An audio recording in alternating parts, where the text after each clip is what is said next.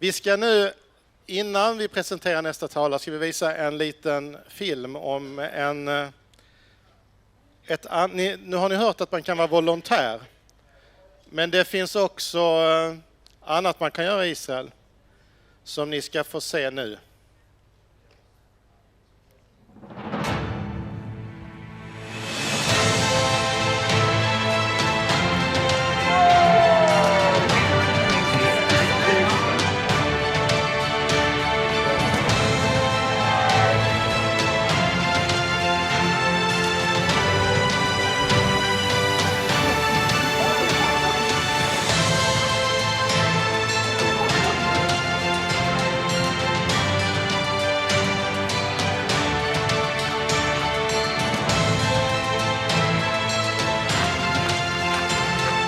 I'd like to personally invite you to join me on Walk Israel. It's great fun, it's international, and it's for a great cause, helping Israel's youth.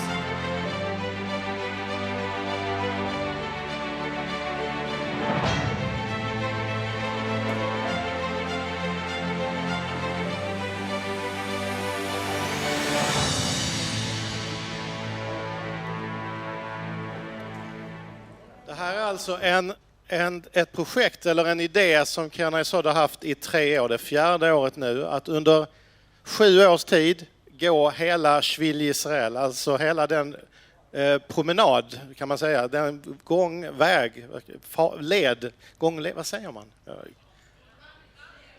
Ni märker hur mycket jag promenerar. Ja.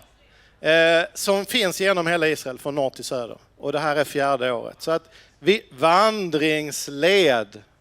Här är en som promenerar som kan. Jag är skåning, jag kan inte svenska. Är ni intresserade av det här, det kanske någon är, så är det alltså 3 till 8 november i år. Det finns lite foldrar ute vid vårt informationsbord. Vi kommer också ha med det i vår nästa tidning med några och i våra nyhetsbrev framöver, ni som är intresserade. Det är som sagt internationellt från hela världen och i alla åldrar är med.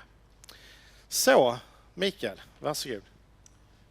Ja, då är det dags för vår andra talare, Dr. Einat Wilf, and I will do it in Swedish. You will also introduce yourself a little, I think, or no, not much. Okay.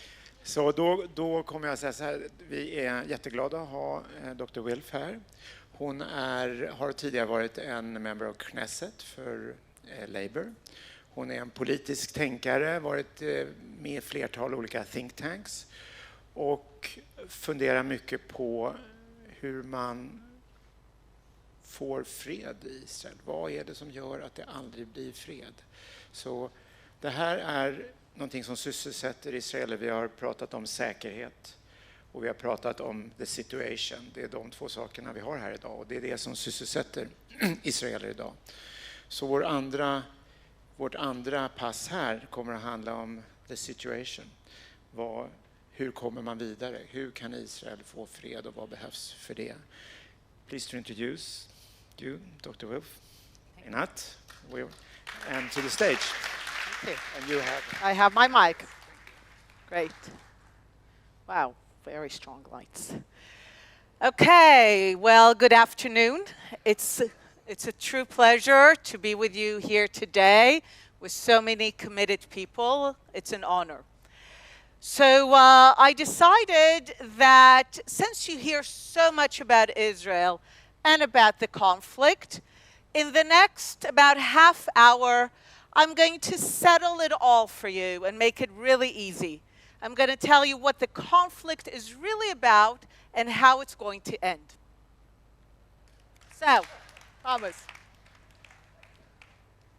So, in order to tell you a bit about that, I have to tell you a little bit about how I grew up and how I began to even think about this issue. So, I was born and raised in Jerusalem in a neighborhood called Beit HaKerem. I like to describe it as humdrum, boring neighborhood, nothing holy. You know, when people think of Jerusalem, they always think of the 1 square kilometer that I fondly call Insanity Central. But Jerusalem is about 100 times that size, And it's many residential, normal neighborhoods, and I grew up in one of them. Beit HaKerem, when I grew up in it, was very much associated at the time with the Labor Party. I would guess here would be the equivalent to the Social Democrats. The Israeli left, the Israeli labor. Where I grew up, we did not know people who voted Likud.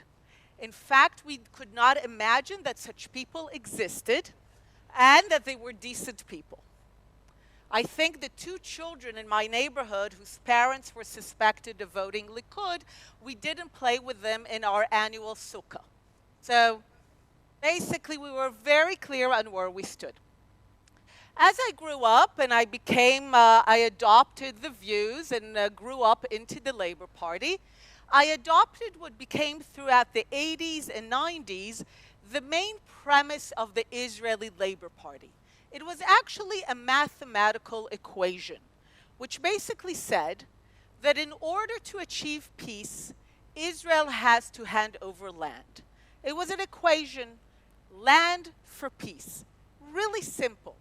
Israel will hand over land it acquired as a result of the 1967 Six-Day War, the Golan Heights in the north, the Sinai Peninsula in the south, the Gaza Strip, the West Bank.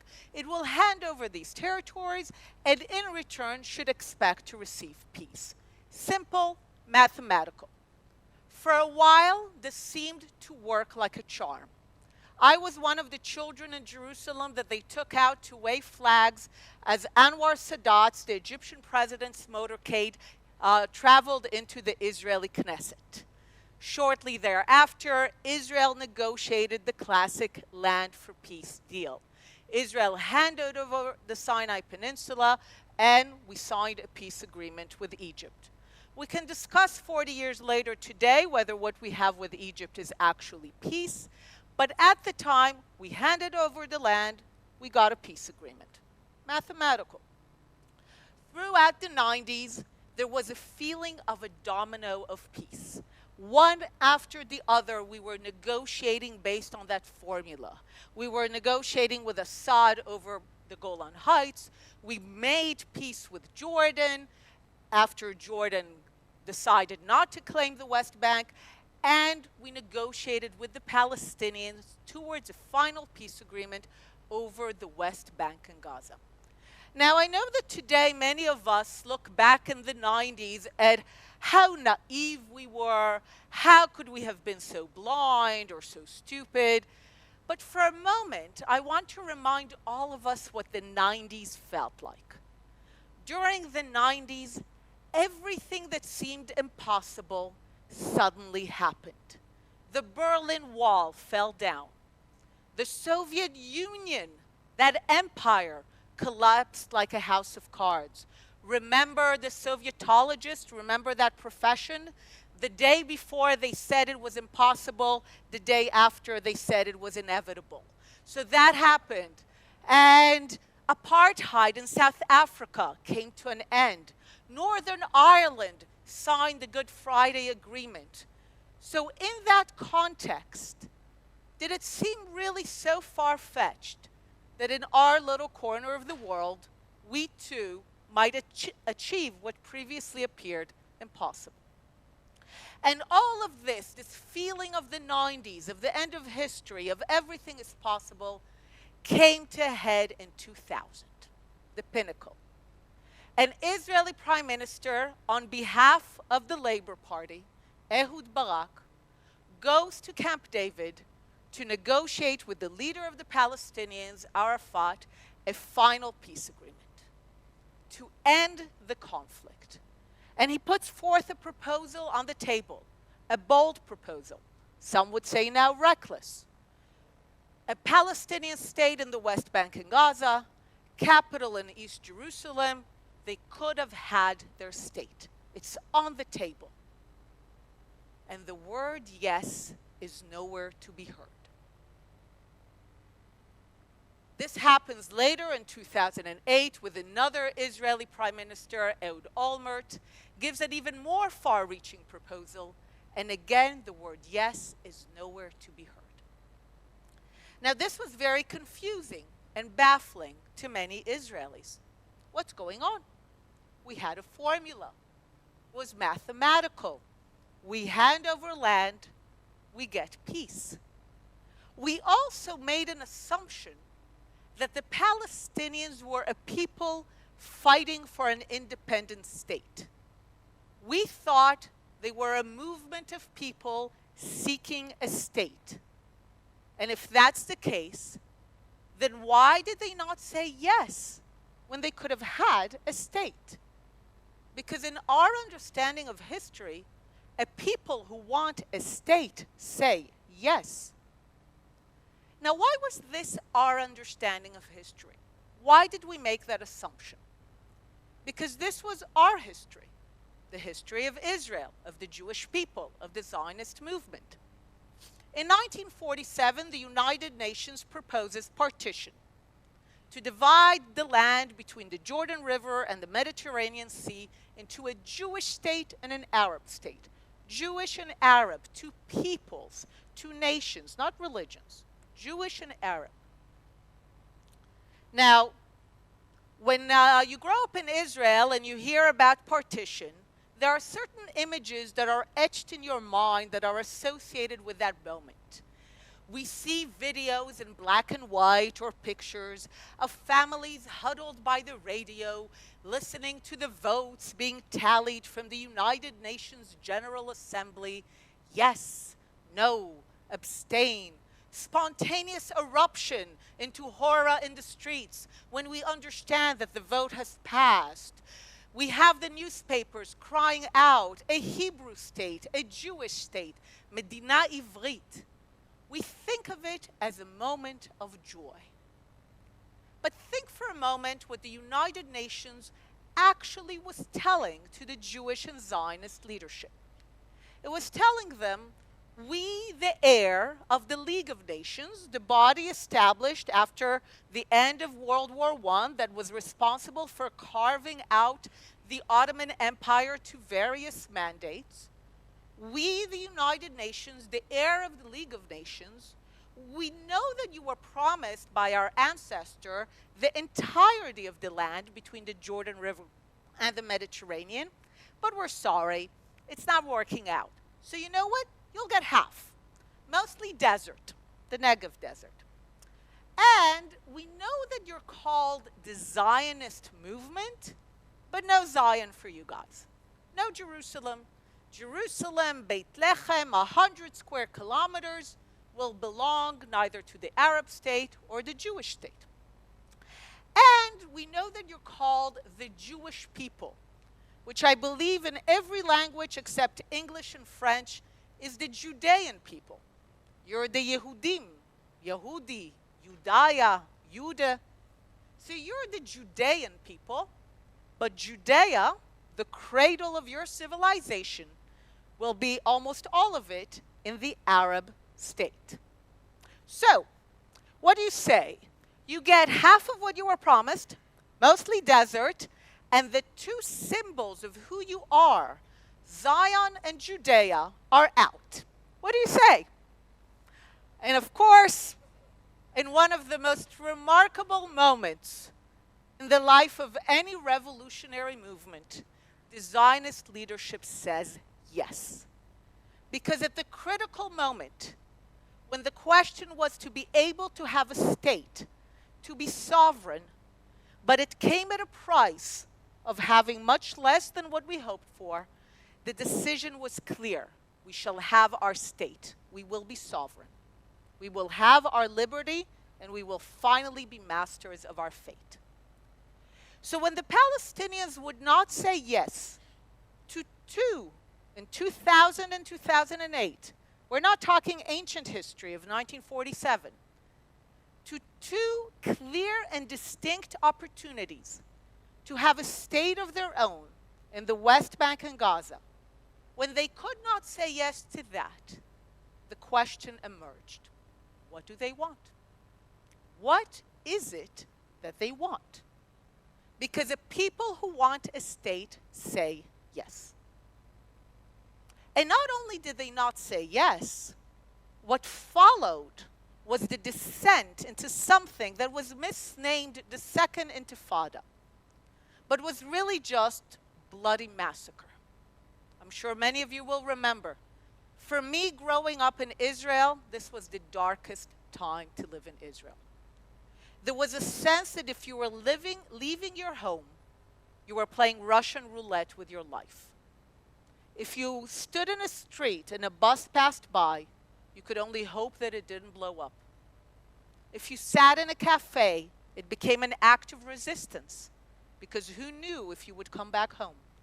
Entire families were blown to bits in cafes, in hotels, in the streets, in buses. Bloody massacre. And where was that happening? This was happening in Netanya, on the shore, in Haifa, on the shore, in Tel Aviv, literally on the shore, in Beersheba, in the desert. Not the settlements, not the territories, nothing controversial. Families were being massacred within what we are told is legitimate Israel, within the 67 line, minutes after the Palestinians could have had their state. So what was going on? During that time, I was invited to meet Palestinians who were considered moderates. I was considered an Israeli of the peace camp, a moderate. I had checked all the boxes. I worked with Yossi Beilin, the architect of the Oslo Accords, with Shimon Peres, the recipient of the Nobel Peace Prize. I was a member of the Labor Party that continued to support two states. I continued to support it. So I checked all the boxes of a member of the Israeli peace camp. And I was asked to meet my Palestinian colleagues who came from the same camp. Over several weekends we met, and very quickly I realized that their moderation was a sense of resignation to reality. They told me things like, we get it, you're here, you stole our land, but you're powerful and you're here. Someone was not even so resigned. She told me, you were born here, so we will not send you away. I remember thinking, thank you. And then we would have those discussions after dinner with a glass of wine, and they would go deeper. And they would say, but in general, the Jewish people, you're not a people, you're only a religion. Now, I know this is not the view of many people here, but I define myself as a devout atheist. Many Jews are. You do not need to believe in order to be Jewish. Jews go in and out of believing, and it doesn't make them any more or less Jewish. As I like to say, in the Ten Commandments, God asks that you shall not have another God instead of him, but atheism works beautifully. So Jews are first and foremost a people. But they denied that. They said, you're only a religion. And then they went on to say, and this story you made up, that this land belongs to you, you invented that story so that you could steal our own. Now, I remember thinking, one certainly does not need to believe in the existence of a God. One certainly does not need to be Jewish to appreciate that one of the most continuous, longest-standing, historical, cultural, in ritual and in practice, relationship between a people and a land is between the people of Israel and the land of Israel, between the Judeans and Judea. To argue that all of that was somehow invented, so that at the end of the 19th century, a group of people could come to a land to which they had no connection and steal it from those who lived there, I thought that was going a bit far. And then they kind of put two and two together.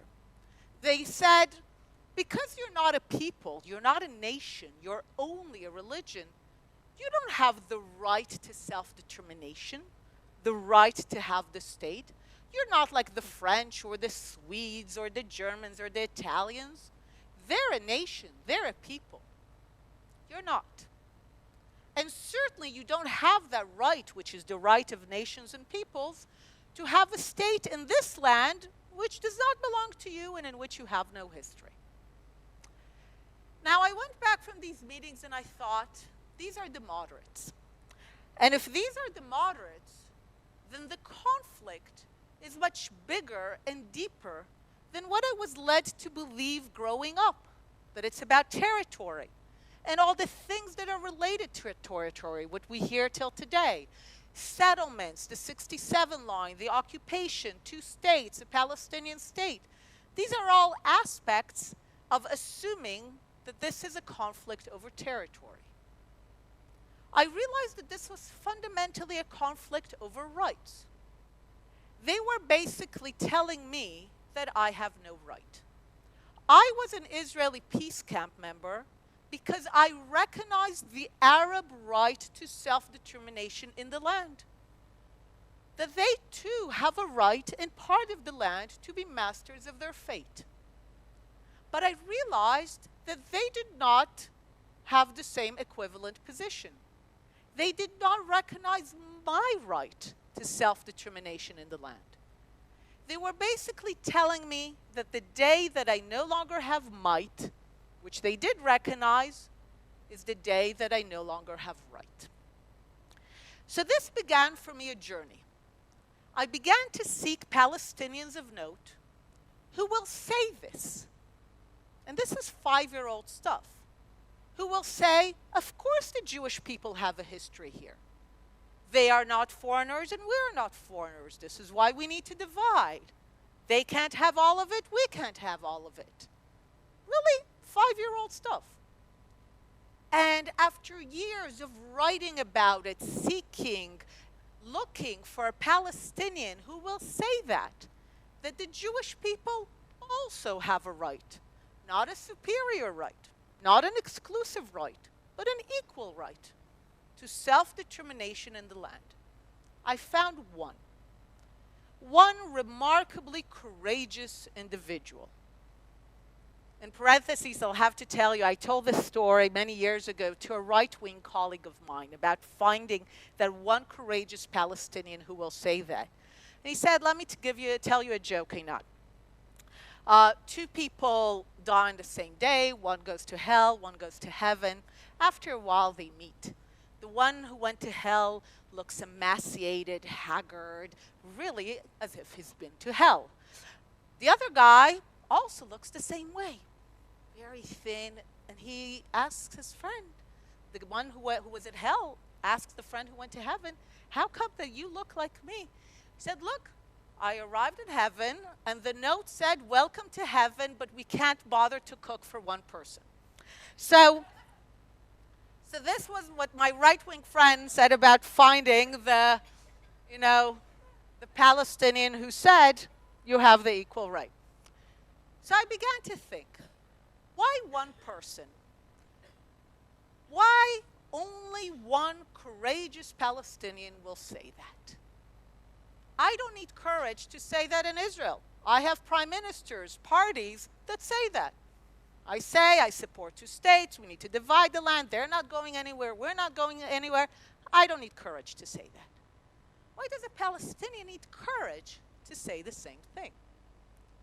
Now, I don't believe in the notion of good and evil among collectives. Maybe in individuals, even hardly. But the notion that one can say, the Jews are evil and the Arabs are good, or the Arabs are evil and the Jews are good, that has zero explanatory power. So, why did the Arabs have such difficulty in acknowledging my rights? And the more I thought about it, the more I realized that what we're asking the Arabs to accept is a lot. Think for a moment what we're asking the Arabs to accept. We're asking them to accept that a people have come home after 2,000 years. Now, who does that, right? With all due respect. Who comes home, knocks at the door, rings the doorbell, and says, honey, I'm home after 2,000 years? We can appreciate for a moment how crazy it is. Now, let me be clear. I think that Zionism is one of the world's most inspirational ideals.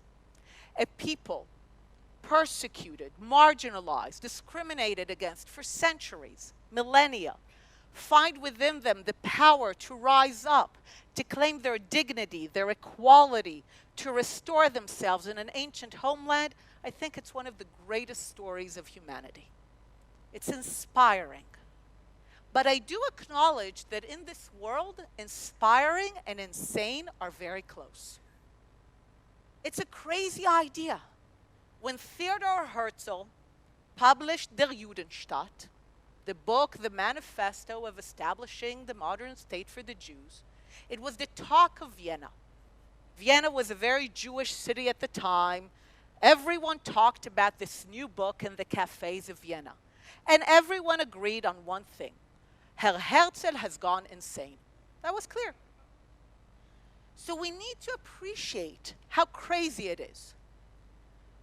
Anywhere on this earth, if a blue people came to a green people and said, honey, I'm home, after 2,000 years, it would be a conflict-making situation. So that's one crazy thing we expect the Arabs to accept. But it's not just a green people and a blue people. It's the Jews. And that matters. Why does it matter that it's the Jews who are saying, honey, I'm home after 2,000 years? Because by that time, by the 19th century, the region has spent over 1,000 years being Arab and Muslim, ever since the Arab and Islamic conquests of the 7th century. Now, who are the Jews in Islam? I like to say they got the first book right, but not the sequels. So, what is the position of the Jews in Islam? They can be somewhat tolerated as people of the book, but never as equals. Never as equals of the Arabs, never as equals of the Muslims. They are relegated to the margin society. There is institutional discrimination against them. There are markers and symbols that make it clear that they are not equal. They are lower. My favorite example is that Jews in Islamic states could not ride a horse. A horse was a mark of dignity. They could ride a donkey. So it's very clear that they are not the equal. Now, these people, which the world of Islam and the Arab world was already used to over 1,000 years of seeing them as their inferiors, as lower. Those people are coming back and looking them straight in the eye and saying, no more, we are your equals. That never goes over easily. I had a short political career, but it was long enough to learn one lesson, and I call it the only lesson of politics that matters. And this is the lesson. No one in the history of mankind ever gave up power voluntarily. Doesn't happen. If you want power, you take it. And they're going to try to take it back from you. And when you claim equality, it means that you are demanding power. More power than you had before. I do a lot of work on comparing feminism and Zionism, showing how it's basically the same thing. Women, Jews, being on a lower place in society, daring to rise up one day and claim their equality, and there is backlash. The answer is never, oh, please be my guest. There is always an effort to put, whether it's Jews or women or any other group, back where they belong. So this is the second thing we need to understand. We're expecting the Arabs to accept that people that they believed were already heading out of history, having failed to accept the final prophecy of Muhammad, a people lower, miserable, inferior, relegated to the margins of society, they come back as equals, as powerful. That has to be resisted. Now we're asking the Arabs to accept these two crazy ideas, the return of the Jews after 2,000 years, in a way that challenges their entire system of society, their legal system, their social system. And we're asking them to do so when we don't have the numbers, and they do. One of my favorite statistics is that in 1948, when Israel declares independence, there are 600,000 Jews in the state of Israel. The ratio of Jews to Arabs on Israel's independence is 1 to 50, 50. So what do? We ask Jews from all over the world to immigrate, to make aliyah. Great success. Over the next decades, more than 3 million Jews come. We make a whole lot of babies. Israel is the most fertile OECD country. So, great success too. We are 10 times our numbers today. The ratio of Jews to Arabs in the region today is 1 to 60, 60. So they've been busy too. So, this shows that with all due respect to babies and aliyah, we will never procreate or immigrate our way out of these ratios. This is a dominant Arab and Islamic region, and it will remain so. So, when you put these three together, this is the conflict. A people with a crazy story of coming home after 2,000 years, in a way that challenges the entire civilizational structure of the dominant civilization in the region. When you understand these three elements, the Arab response emerges as entirely rational. It's not about good or evil. Of course they're going to say, "Who are you? Leave, get away. What's this crazy thing? Out." Of course this is going to be the response. It makes perfect sense. It's rational. They're the dominant civilization. Why would they compromise with a small people with a crazy story that challenges everything that they are? So if this is the conflict, if this is really what it's about, how does it end? It ends quite simply based on the outcome of a race, depending on who wins that race. And it is a race that we are currently engaged in and have been engaged for over 100 years. I call it a race of mutual exhaustion. Who will exhaust whom first? They are trying to exhaust us into leaving, quite clearly. To leaving, to disappearing, through repeated military invasions, terrorism, economic boycotts, intellectual warfare, legal warfare, UN condemnations. They're trying to get us to say, seriously, not worth it, we're out of here. And that's the story they tell themselves, that Israel is a temporary foreign presence in the land. They compare us to the French in Algeria, to colonialists, to the Crusaders. The Crusaders in Arab history are important. They were a Christian invasion that was repelled by the Arabs and Muslims. The Crusader state with Jerusalem lasted 88 years. Israel is going to celebrate 71 soon. 17 years and we're gone. So that is their battle. And it's rational from their perspective. And sometimes things happen that lead them to believe that we are about to give up. What are we trying to exhaust them into? We cannot, despite some crazy people in our midst, we cannot exhaust them into leaving. This is their region. Remember, 450 million Arabs, 1.2 billion Muslims. They're not leaving. This is their region. So what are we trying to exhaust them into? We are quite simply trying to exhaust them into letting us be. Into finally accepting that as crazy as our story is, we are truly an indigenous people who have come home. We are not foreigners who came to a foreign land. but people who very much in their minds have come home. That we belong in this region as much as they do. That our language, Hebrew, is a sister language to their own. And we are trying to exhaust them to the amazing day that they will finally say, welcome home. Now, you might listen to me now and say, okay, my God, when is that going to happen? And you just raised the bar. You know, as long as we were talking settlements, borders, you can talk about that.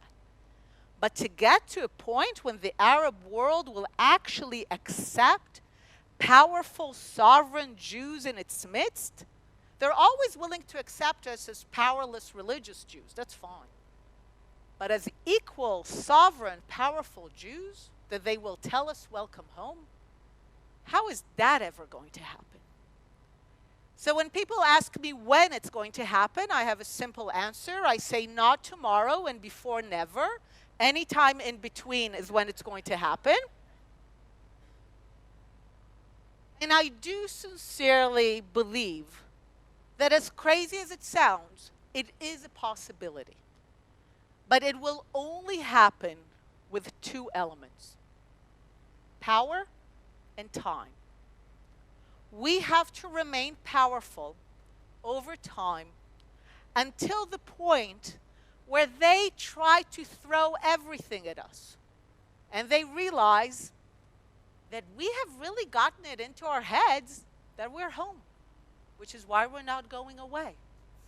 In 1973, Arab armies stopped invading.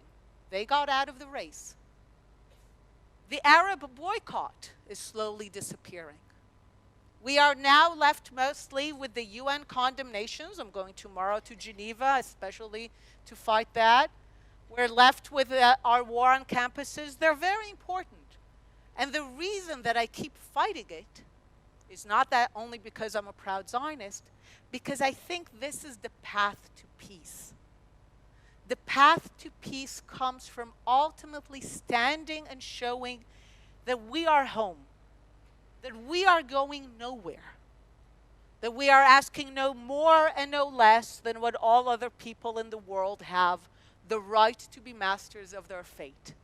We're asking to do that in the only country to which we ever had a connection of being our ancestral homeland, and that we are very much willing to live in peace as equals.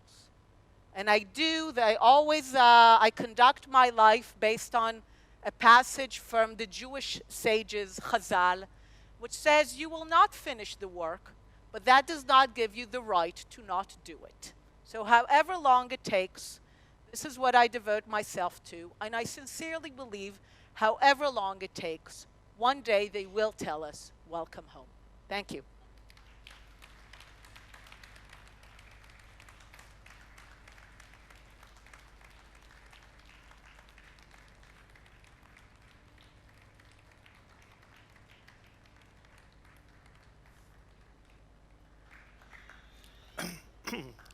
So this is all about savlanut.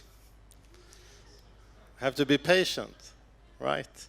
Actively. So we have the solution. That's nice, isn't it?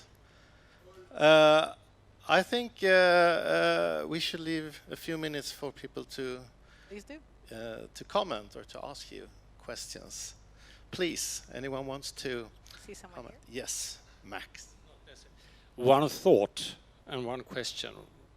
Defining the Jews as indigenous people, that's a new thought to me. Ursprungsbefolkningen, det begreppet känner vi väl till. Fascinating. The question, you talked about Palestinians and Arabs and Palestinians. Now, Israeli Arabs, are they really sharing your perspective of the Palestinians? So first of all, to your comment, yes, I think it's incredibly important to speak of the Jews as an indigenous people. It's very important, and I think it's one of the messages that we do not sometimes bring up enough, and it's one that I think is very important. On the issue of Israel's Arab minority, I have an Arab colleague who gave me a beautiful quote. He says that if you want to understand the relationship between Jews and Arabs within Israel, within the 67 lines, within the sovereign state of Israel, you need to understand that within the state of Israel, the Jews are the numerical majority, but in their minds, they're the minority. And the Arabs are the numerical minority, but in their minds, they're the majority. Now, if you zoom out into the region, that's of course the case. The Jews are a small, small, small minority in what is a predominantly Arab and Islamic region. So this is not a regular minority. But it's not just about the region and the numbers. It also shapes a form of thinking. The Jews have spent millennia being a minority. And not just any kind of minority, a persecuted minority, a marginalized minority, a discriminated against minority, a minority that always had its fate, its life and death at the hands of others. That does something to you. That shapes who you are. Much of what it is to be Jewish was shaped by that experience. Even the famous Jewish humor is in many ways a response to that experience. The Arabs do not have an experience, certainly in the Middle East, of being a minority. In many ways, it's humiliating. To be a minority in a region that is theirs to the Jews, which creates a complication that is far beyond the issue of the numbers and who majority minority. So this complicates the relationship. And the Arabs within the state of Israel are precisely torn between this experience of being a minority in a Jewish state to understanding that they should rightfully be the majority. And that complicates the relationship. Sometimes I take a step back and I say, given all the complications, it's literally a miracle that the relationship between Jews and Arabs within Israel are not worse. So I do think that over time, some good things happen. The Arabs within the state of Israel have the most favorable view in the Arab world of Jews. Granted, it starts from a very low base, but they have the most positive attitude.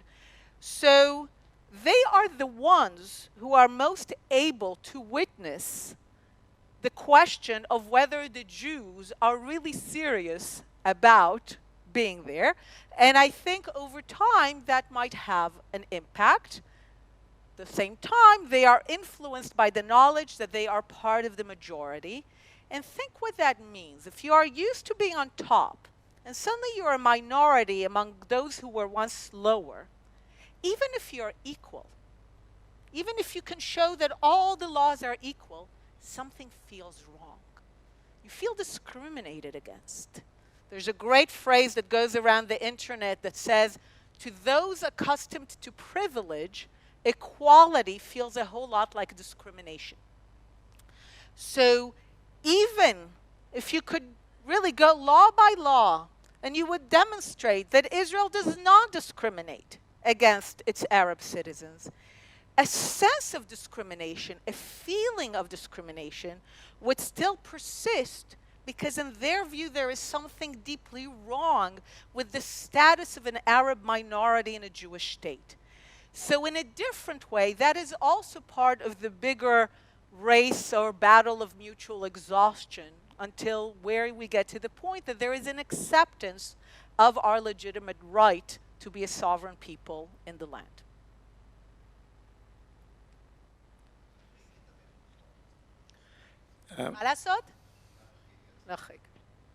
Okay.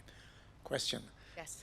We are talking about two narratives here: the Jewish, the Israeli, and the. How do you change narratives? What is the strategy here? Because this is a long story. Okay.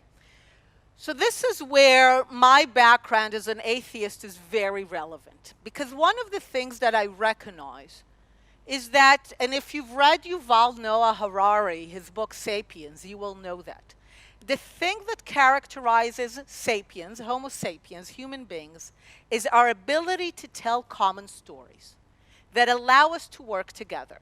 What are our common stories? The most successful common story we tell is money. If we stop believing in money, it's a worthless piece of paper. It only works as long as we all tell the story. Money is a story. God is a story. Religion is a story. Nation is a story. It's all about the stories we tell ourselves. I view myself as a storyteller of the Jewish people. We're a storytelling nation. But stories change. Religions change. Interpretations change.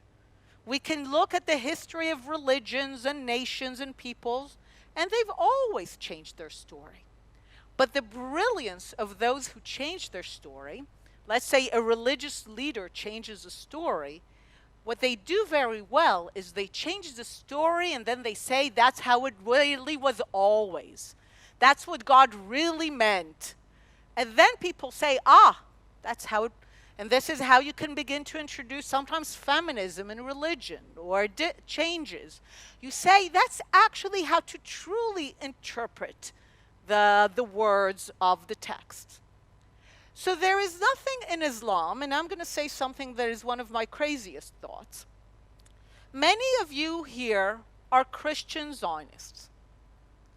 Now, if you know enough about Christianity, love of the Jewish people was not always part of Christian history.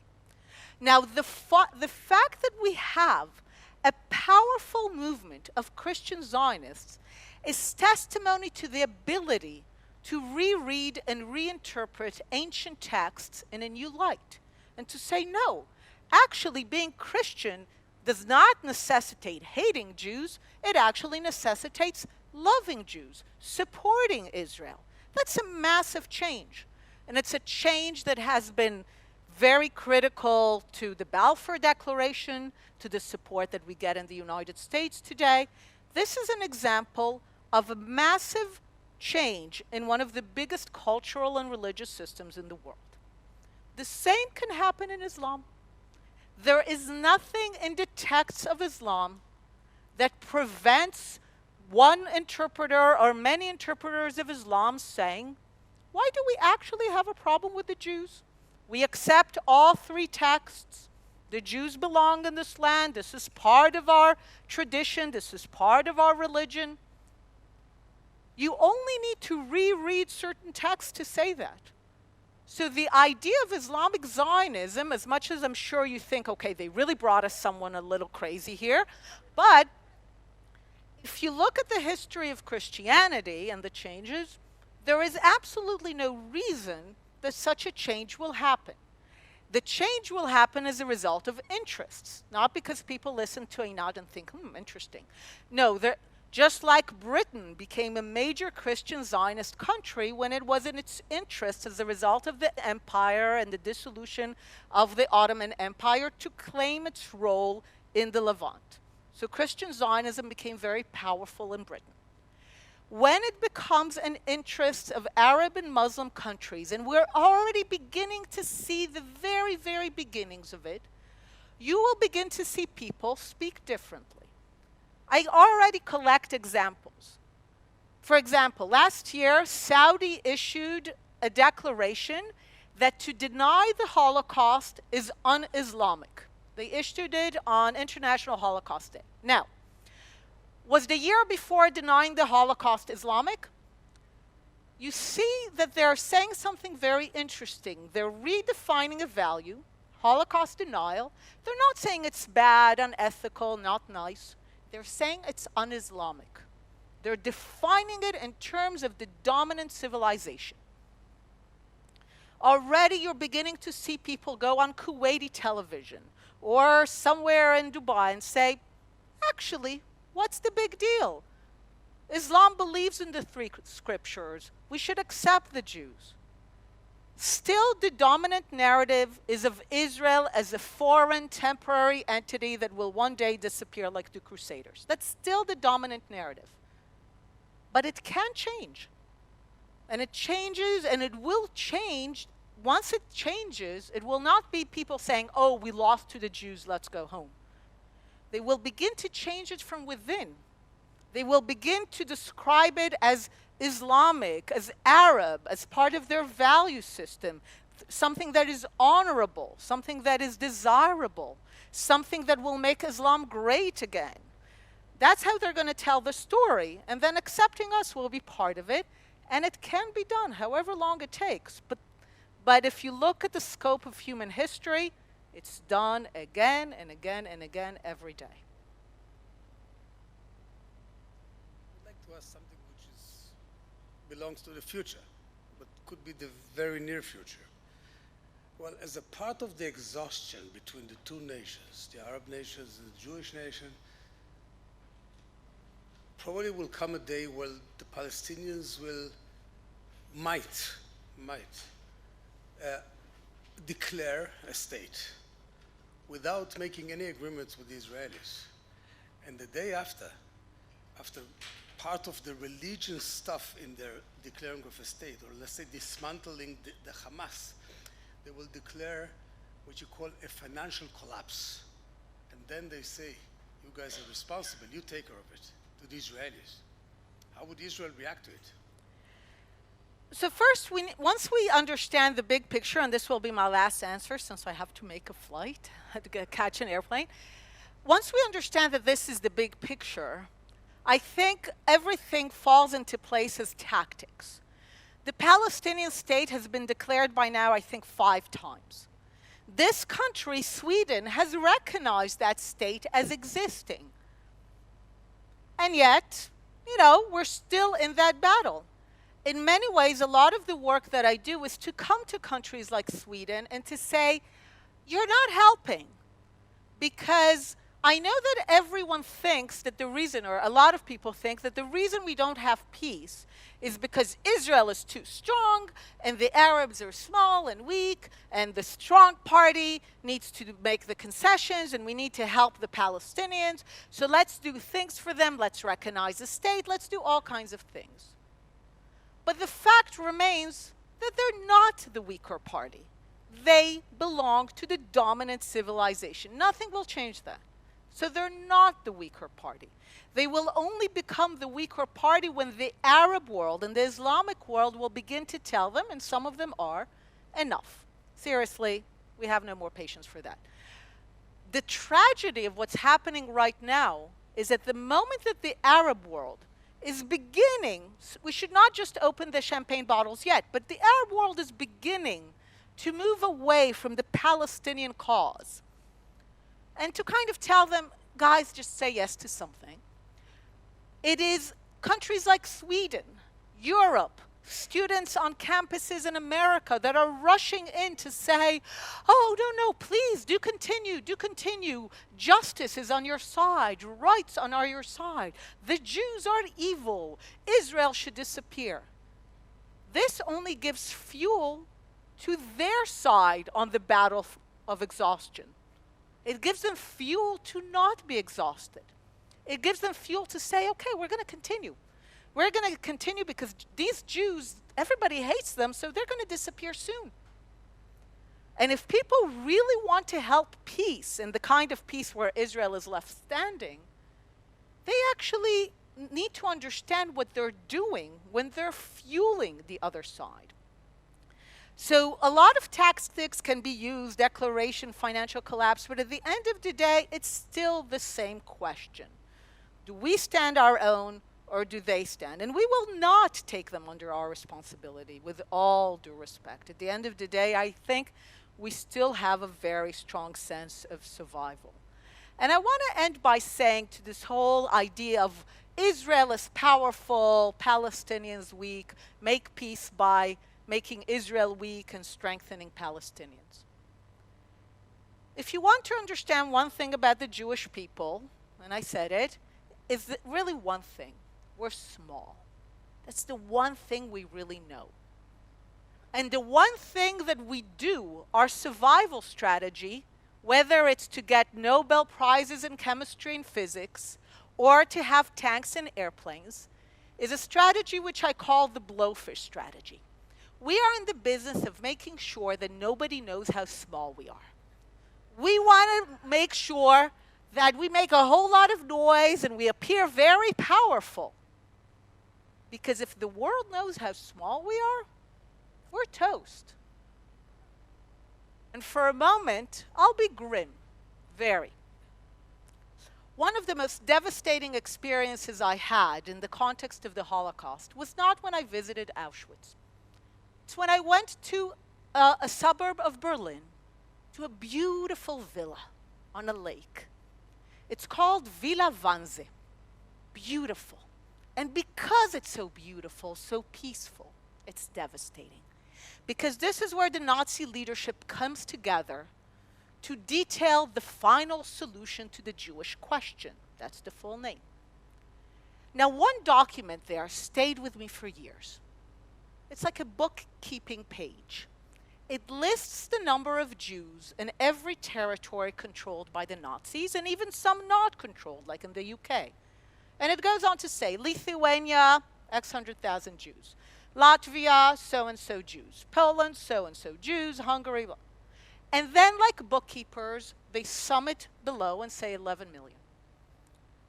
Now, they looked at that number, and they said, that's doable. We can do that. We can have a final solution to the Jewish question. Those are the kind of numbers that we can deal with. That's what it means to be a small people. So we are in the business of making sure that no one knows how small we are. I can assure you that Prime Minister Netanyahu, when he goes around, he's like, I'm friends with Trump, I'm friends with Putin, I'm friends with Modi. Look at us, Israel is a world power. I can assure you that he knows we're small. And that all of it is about making sure that no one gets into their head that we can be gone. So this is why we're often so ambivalent about the question of Israel powerful, Palestinians weak. We need, in order to achieve peace, to remind people of the real ratios of that 1 to 60, that the Arabs and Muslims are the dominant civilization in the region, and ultimately they are the ones that need to say, we're done. But in the meantime, we have to appear powerful. We have to convince everyone that we're powerful. That's how we survive. That's how we get to peace. And in many ways, that is a bit of our dilemma. But by and large, I have to tell you, it is truly a relief to live in an era where Jews finally have real power. For many, many centuries and millennia, we had imagined power, right? Imagined power we always had.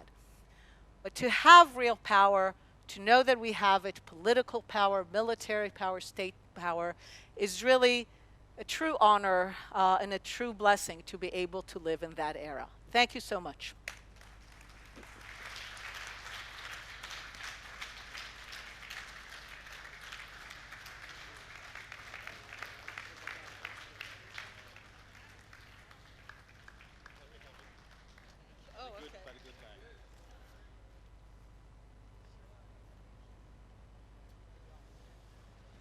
Okay, so now we all have to remember to keep the secret, okay?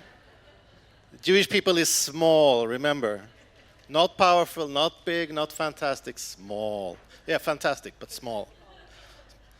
So thank you, Einat. You have to run to a flight. Yes, thank you.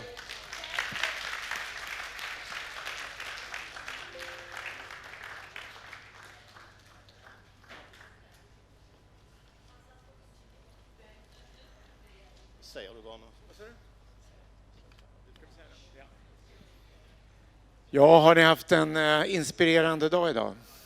Ja, jag har haft det i alla fall. Jag tror jag alla haft det över som vanligt, tycker jag, varje gång. Vi är glada att få hit en bit av Israel, det är ju det. Israeldagen är ett sätt att få hit en liten bit. Idag var det en stor bit, tycker jag, av Israel, och få en känsla för vad Israel står för, både internt och i världen. Tack för att ni kom, suttit här idag. Thank you all the guests and the speakers, Einat that left, Doron, and Didi and Mogs and Arnon and Kozlovs and Einat and Talia from Kenai Sod. Thank you for supporting us and coming here. And the sponsors, which I mentioned before, thank you very much. It was really a delightful day. And I hope you can spread the word. This is it. Spread the word, what you learned today. That's what's important. That's why we do this. And don't forget, we had this wonderful presentation earlier today to support and say it was really worthwhile for him to come here. And we already in the break discussed how we can work with volunteering and that Karen Hayesod can be a partner to get young people to Israel. And it's something we will work on. We already started that, and now we got even more inspired. So thank you, everybody, and have a good evening. Bye.